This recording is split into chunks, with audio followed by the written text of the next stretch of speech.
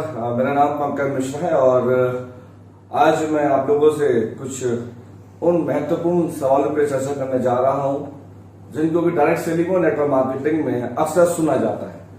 मेरा 20 साल का तजुर्बा है नेटवर्क मार्केटिंग का, सेल्स का, और इसके अंदर कुछ ऐसे कॉमन सवाल हैं जिनको अक्सर मैं देखता हूं कि जब भी किसी के भी पास हम लोग बैठते हैं और चर्चा करते हैं अपनी कंपनी के बारे में, अपनी डायरेक्ट सेलिंग कंपनी के बारे में जब हम लोग उसको समझाने का प्रयास करते हैं तो वो कुछ ऐसे सवाल हैं मिले जुले जो अमूमन हर एक व्यक्ति करता है, और मैं क्या देखता हूं उसका एक सटीक जवाब जो हमको देना चाहिए वो कई बार जो हमारे नए साथी हैं वो शायद नहीं दे पाते।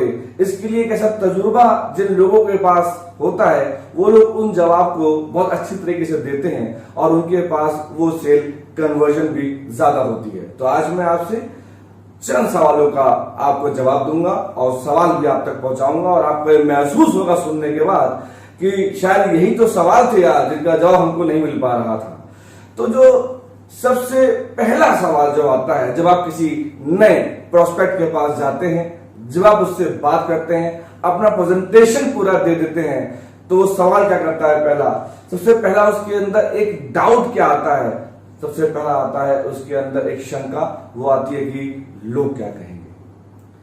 तो मैं आपसे कहना चाहता हूं कि जब वो व्यक्ति आपसे कहे कि लोग क्या कहेंगे, तो आप मुझको जवाब क्या देना है कि एक बात बताइए सर, कि अगर आज भगवान न करे आपके बच्चों की स्कूल की फीस आप किसी कारणवश ना दे पाए, तो क्या जिन व्यक्तियों का चेहरा और जिनका नाम आपके आंखों के सामने और आपके दिमाग में आ रहा है और आपको लग रहा है कि अगर मैंने ये बिजनेस ज्वाइन किया तो वो लोग क्या कहेंगे मुझे, तो क्या आपको वो लोग मदद करेंगे आपके बच्चे की स्कूल की फीस के लिए?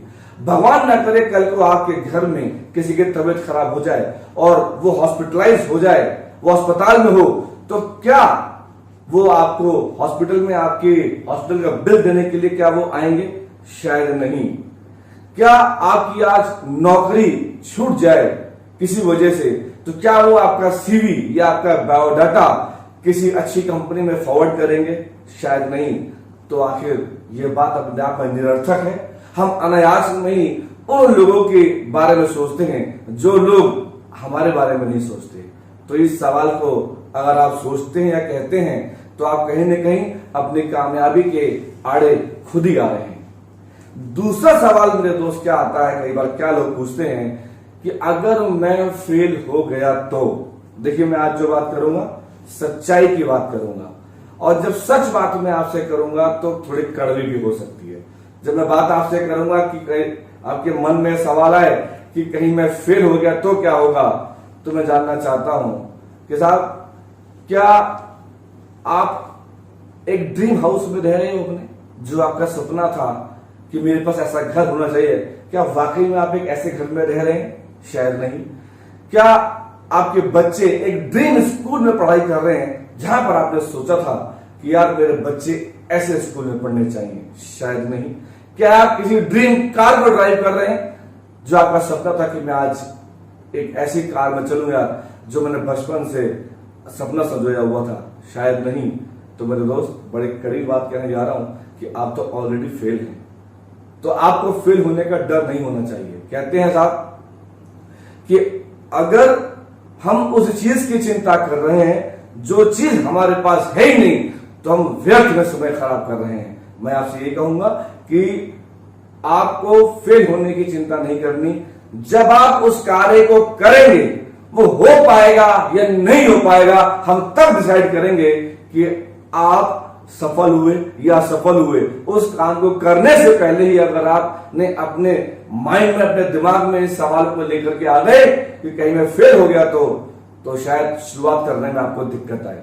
और आपको बता दो, हम सब लोग इस धरती पे ज्यादातर लोग फेल रहते हैं और फेल रहते रहते ऊपर चले जाते हैं। सफल लोगों की श्रेणी में आना बहुत मुश्किल होता है, उसके लिए डिसीजन लेना पड़ता है, जो हिम्मत बहुत कम लोगों के अंदर होती है। इसके बाद एक सवाल और आता है, लोग कहते हैं मैं तो जुड़ गया और मेरे दो ना बने तो, मैं तो जुड़ गया और मेरे साथ लोग ना आए जरा सोच के देखिए कि ये जो दो लोग लाने की बात है या मिलवाने की बात है, लोगों को आतंकवादी बनाने के लिए लोग मिल जाते हैं, आत्मघाती बनने के लिए लोग मिल जाते हैं, और हमको एक व्यापार, एक बिजनेस करने के लिए दो लोग नहीं मिलेंगे।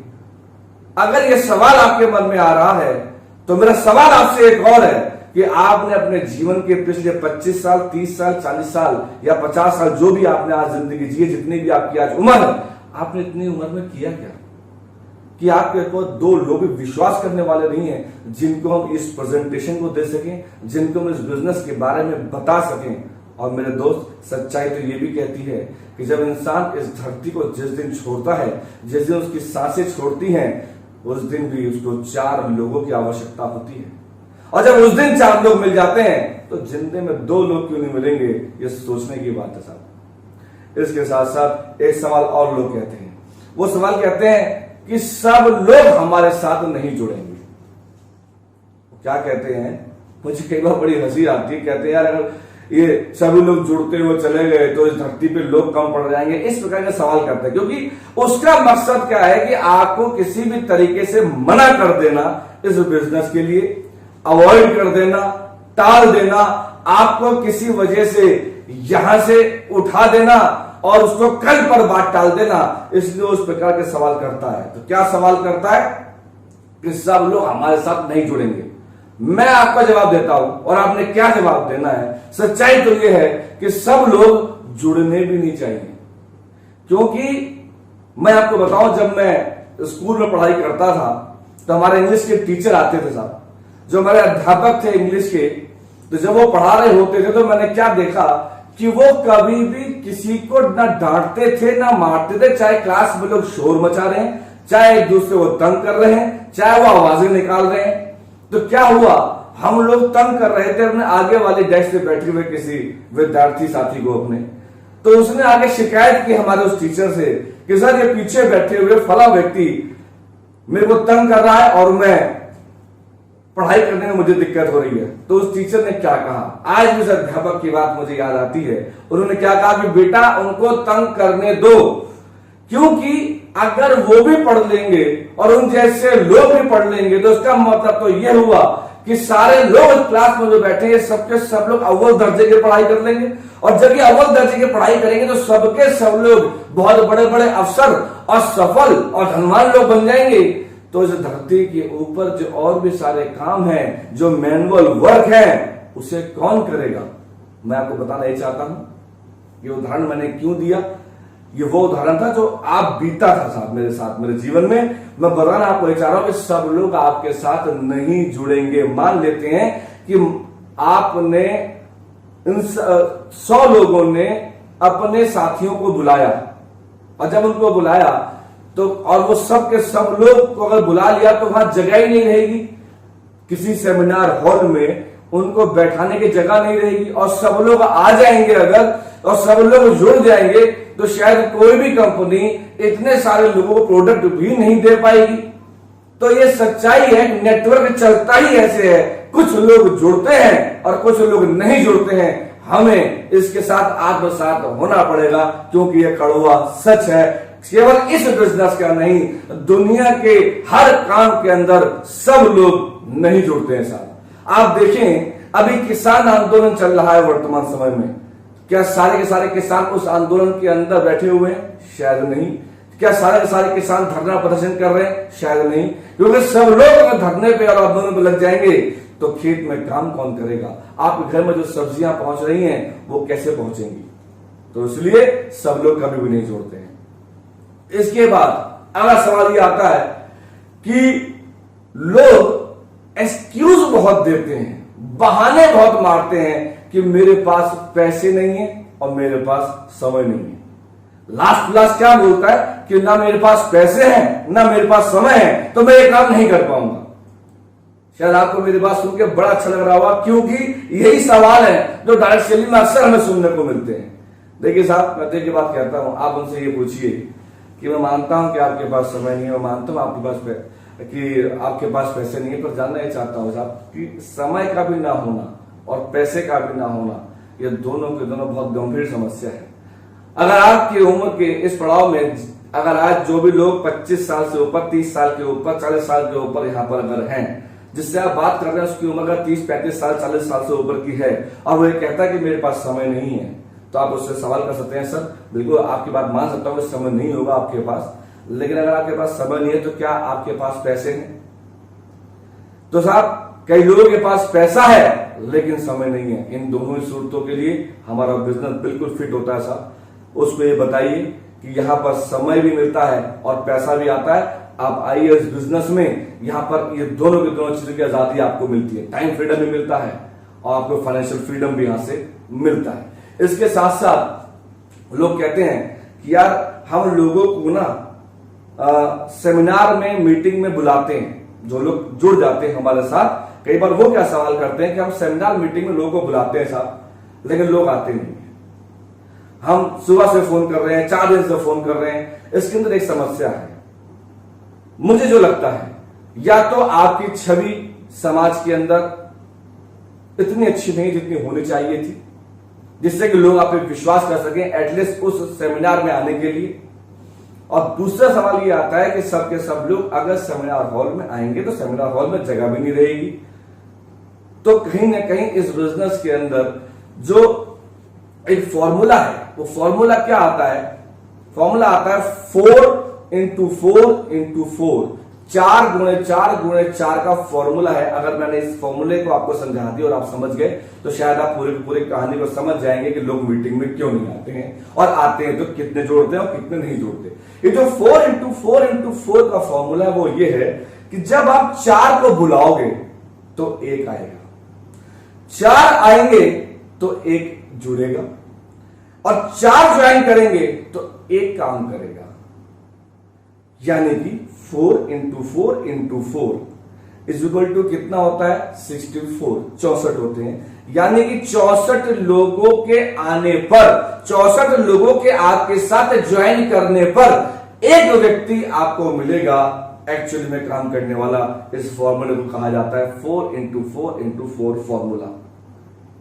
मैं ज्यादा समझता हूं, शायद आपको मेरी बात समझ में आ रही होगी। इसके साथ अगला सवाल जो आता है वो है कंपनी भाग गई तो। ये सवाल आखिर में जाता जाता वो कह देता है कि सब कुछ ठीक है, कंपनी भाग गई तो।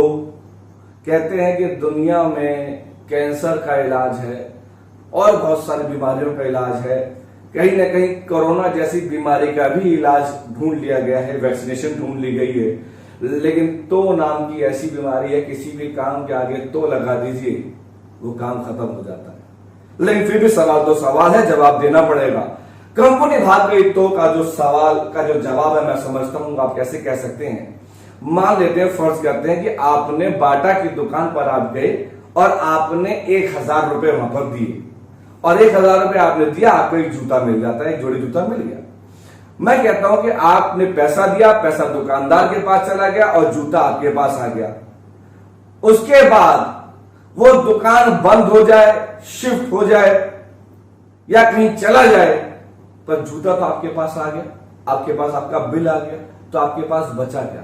उसी प्रकार से जिस कंपनी के साथ आप जुड़ने जा रहे हैं उसमें आपने 10,000 या 12,000 रुपए का आपने कोई प्रोडक्ट परचेज किया और आपको उसी कीमत का सामान मिल गया, प्रोडक्ट मिल गया जितने का आपने पैसा दिया, तो आपके कंपनी के पास आपका बकाया क्या रहा? तो कंपनी क्यों भाग जाएगी? लेकिन फिर भी सवाल है और मन में अभी भी एक चीज घूम रही है, एक डाउट घूम रहा है कि कंपनीज तो भागती भी है, तो ये कंपनी जो भागती कौन सी है ये जानना भी बेहद जरूरी है। वो भागती वो है जो कि इन्वेस्टमेंट कंपनीज हैं, नेटवर्क मार्केटिंग और डायरेक्ट सेलिंग जो कंपनीज हैं ये कभी नहीं भागती। जिस प्रकार से आपके घर के पास जो गली में एक लाला की दुकान है, वो पिछले 10 साल से, 20 साल से, 30 साल से आप देख रहे होंगे वो दुकान खोल के बैठा है, वो आज तक भागा नहीं। आपके घर के पास जो समोसे वाला पिछले 30 साल से समोसे बेच रहा है वो आज तक भागा नहीं। क्यों? क्योंकि आपने उसको 10 रुपए का नोट दिया, उसने आपको एक समोसा दिया, आपका हिसाब किताब बराबर हो गया, पैसा उसके पास पहुंचा, समोसा आपके पास आ गया। कंपनी भागती कौन सी है? जब आपसे ये कहे समोसे वाला रोज 10 रुपए जमा करने हैं और आपको 1 साल के बाद इकट्ठे समोसे दे दूंगा, यहीं पे दिक्कत आती है। हैंड टू हैंड व्यक्ति जो चाहता है आज के समय में, आपने पैसा दिया, आपको सामान मिल गया, हिसाब किताब बराबर हो गया साहब। इस प्रकार की कंपनी के साथ ही आप जुड़ने का प्रयास करिएगा, जो कंपनी आपको पैसा देके तुरंत आपसे वो सामान दे देती है हैंड टू हैंड। एक खिड़की पे पैसा दिया, एक खिड़की पर सामान मिल गया, हिसाब किताब बराबर हो गया साहब। इसके साथ साथ कई बार लोगों का सवाल आता है कि प्रोडक्ट बहुत महंगा है, क्योंकि हर आदमी अपने चश्मे से ही दुनिया को देखना चाहता है। कई बार क्या होता है कि वो मारुति कार में, मर्सिडीज कार के अंदर डिफरेंस नहीं कर पाता, अंतर नहीं कर पाता कि मारुति कार में और मर्सिडीज कार में क्या अंतर है।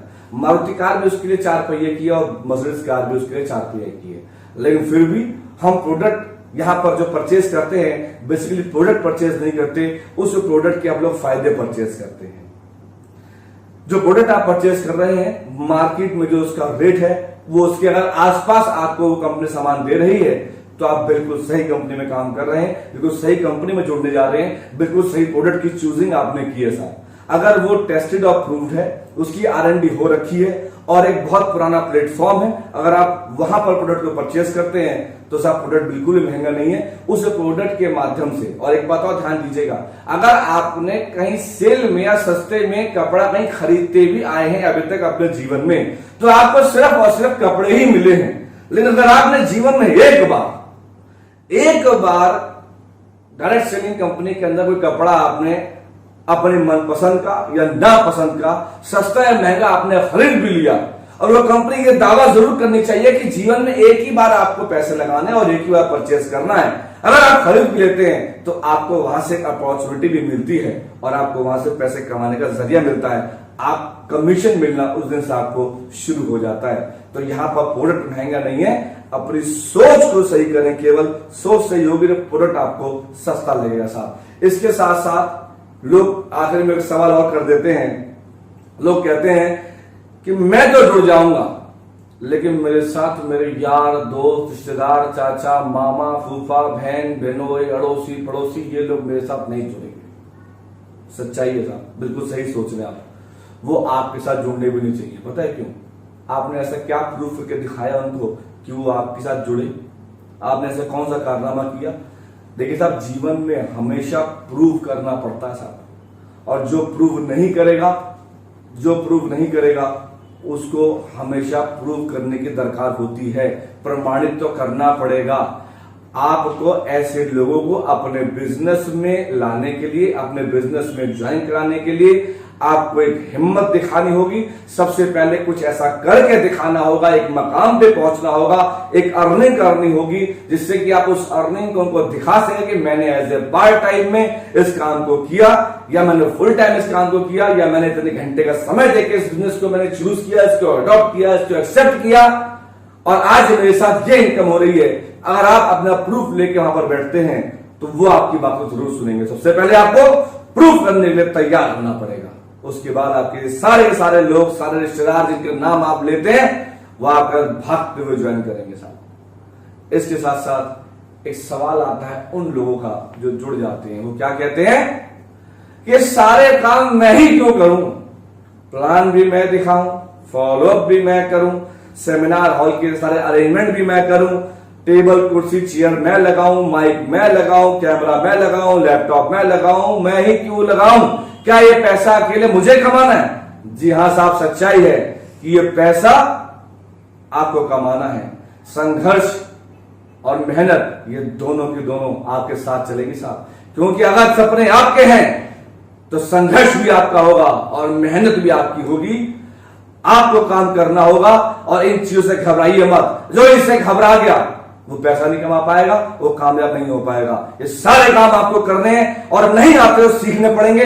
आगे बढ़ चढ़ के आना होगा, सामने निकल के आना होगा, अपनी उपस्थिति दर्ज करानी होगी, और अपने आप को अव्वल में रखना होगा। हर काम में फ्रंट पे आके काम करना होगा, तब जाके कामयाबी आपके साथ आ सकती है साहब। तो मैं इन चंद सवालों को आज आपके साथ लेकर के आया था, जो अक्सर हमें अपने नए साथियों से सुनने को मिलता है। कई बार तो ये सवाल उनके भी होते हैं जो जिनको जुड़े हुए 6 महीने भी हो जाते हैं। तो मैं कहूंगा इन सवालों को अपने जीवन से बाहर निकालिए और कामयाबी की तरफ बढ़ें। बहुत बहुत धन्यवाद। Thank you so much.